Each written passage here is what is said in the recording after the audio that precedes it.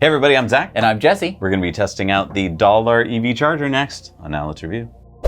All right, so this is a level 1 charger that can charge also at 220 volts. Yeah, it's confusing. The most it can pull is 3.5 kilowatts. So the most it can pull is 16 amps, whether it's through a 120 volt or a 220 volt circuit. Okay, and so the interesting thing about this charger is that it has this plug on it, and this plug is called the 620. And that's the name of 620s. It looks like a regular plug, except with one of the tines like twisted 90 degrees. Right. And so this can only plug into a certain outlet. Right. Now, if you were to plug into that outlet, it would be giving you 220 and up to 20 amps. Although this could only pull 16 amps. Okay, and that would be able to give you 3.5 kilowatts. Right. So it's still technically level 1 because it's not that much in terms of power. Right. But if you're in a situation where you can employ that, that is a whole lot better than a regular 110 outlet where you're going to be getting about half that. And they do give you the adapter for that, so you can plug this into a regular 520, regular, 110 outlet that you see all over North America. 110 volts. Right. Your typical household outlet. So the adapter allows you to switch between the two voltages. And if you're used to that and that's what you're normally going to want to be pulling, this can give you the full 16 amps if it's safe to do so. The way this is going to determine whether it's safe to do so is by heat. And so it has a thermal sensor inside, and when it gets to 75 Celsius, it's going to start to slow down, and when it gets to 85 Celsius, it's supposed to stop. Okay, but that's only measuring the temperature inside the unit. It's not measuring it here. No. It's not measuring it throughout the rest of the, because here's the problem. You could plug this in to a regular 110 outlet, which is normally on a 15 amp circuit. Right. And it could be drawing 16 amps through it, which might click off the breaker. Right. Or it might not. Right, it depends on the breaker. Which means that either you're gonna plug this in somewhere and nothing's gonna happen and you're gonna go, what's the matter? And you're gonna have to go figure out what breaker just blew. Right. Or this is gonna be drawing too many amps through a particular wire, which can be a fire hazard. Right. Which is a little scary. Yeah, so if you're gonna use this primarily like in your garage all the time, make sure you're using a 20 amp circuit, whether it's 110 or 220. Now you can use this on a 15 amp circuit. All you would have to do is through the interface, through the one button interface, you're gonna have to set this to 13 amps. Yeah, you can lower it from 6, 10, 13, or 16. So you can use this on a lower amp circuit. It's just that you have to remember to do that each time. It's not automatic. And I think that's why this is cheaper. So a couple things. It does say that you can mount this outside, but it's IP65, and IP65 generally isn't good for long-term mounting of outside. You would do that by two little screws here, click it on the wall. I would say I would not buy that if that's what you're planning on doing. This to me is a level 1 mobile charger.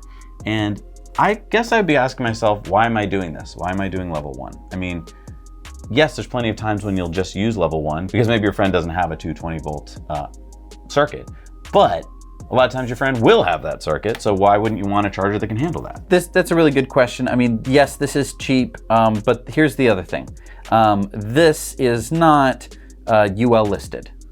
Yeah. So you may have seen on some electrical device at some point a little circle, and inside the circle a little U and a little L. Yeah, that's Underwriter's Laboratory. That means that the manufacturer paid to have it tested, and they test it for a bunch of different things. Fire and overloading and all that stuff. This was not tested by them. Now this was tested by a Chinese testing company using what they say was UL's testing standards. Procedures. But we just cannot speak to that because I don't know what CCTI is compared to UL. So to me, I don't think I feel that comfortable. This is pulling a lot of current for a long time, and I just feel like I'd rather have it be either ETL or UL certified. Right, because you have to be thinking about the use case for this.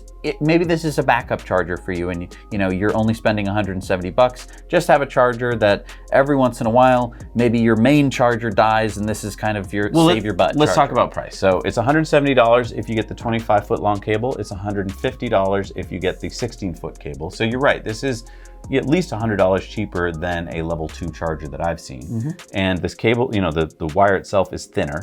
By the way, the wire itself is UL listed, so don't be confused. The wire was tested by UL. The cable. So that's probably not going to fail on you. Yes. But this might fail on you. Right. Okay. With all that out of the way, you're kind of buying it at your own risk and stuff like that. Right. kind of a neat looking charging handle. I have it. It's the first time I've seen this click onto the front. Makes it look really smart, in my opinion. Instead of some goofy rubber thing, you get this nice plastic. I don't think it's gonna hold up forever. And the only way you can take it off is by using the clicker. That's really clever and neat. I like that. Mainly just for looks, I have to be honest. This looks really slick. The charging handle itself is nothing to write home about. You get this metal cable that connects the cover to it. The trigger itself is made out of aluminum, which has surprised me. Really surprised me. This means that this is not going to break off if you drop it and it lands wrong on a concrete, parking garage surface. If this were to break off, it would still charge, but somebody would be able to just pull it out, and you could have an arc. Like it could arc across, which is a little scary. Nice button. Otherwise, nothing really to write home about. Yeah, it comes with this mount so that you can hang the cable, so that you can put that into that. And then you could, have the rest of the cable here. It's a bit sharp, so I don't know how long-term a solution that is. Yeah, I don't know, but it's simple. Again, like I said, though, this is more for mounting in your garage than outside your garage, in my opinion. And then, of course, you've got a screen, and the screen gives you some important information. It gives you the charging current, the voltage, and the charging time. Now, you can do scheduled charging with this, but it's a bit clunky. It's not like, hey, I'd like to charge at 3:09 a.m. tonight. You have to tell it 2 hours from now, 4 hours from now, 6 hours from now, or 8 hours from now. And I just feel like that's weird. It's pretty weird, and a lot of EVs now will be able to schedule their own charging, so having that on the charger itself isn't that important. Let's talk about the charger itself, this box here. It feels a little bit flimsy to me. The plastic is just a little bit too thin. So you can peel off, the plastic here, revealing it's not tough or rugged or anything like that. It comes with a nice bag. I like the size bag. I like that it's round. It's a little bit too small. If you take a look, my forearm is a little bit wider than it. So if I'm wrapping a cable around my arm. So if you're short, I guess, if you have a smaller arm. Get your kids to wrap up the cable for you if they have a smaller forearm than you. It's just like 3 or 4 inches diameter too small. So, I think the bottom line is if you need a budget level 1 charger, if that's all you need, then this might work. Again, I would just see if you can find something that's UL listed, because I don't like that this only has one thermal protection thing, and if that little chip fails, who knows what could go wrong. Yeah, it's really all about how much use is this going to see. Kind of like if you buy a really cheap tool.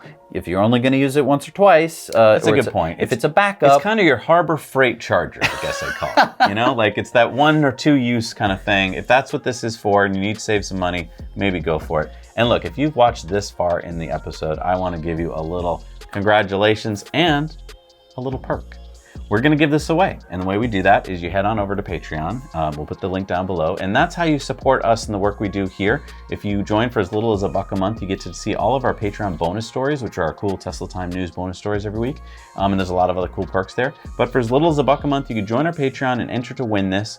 Not a lot of people enter to win these things, so you have a really good chance of winning. You just let us know why you'd like this, and we'll draw it out of a hat, and maybe you'll be the winner. And this isn't the only EV charger. We don't just give away the cheapest EV chargers. No, we give them all away. We've been giving a whole bunch of them away. So head on over there and check that out. Thank you so much for joining us. Be sure to hit the like and subscribe button. We'll see you next time on Now Let's Review.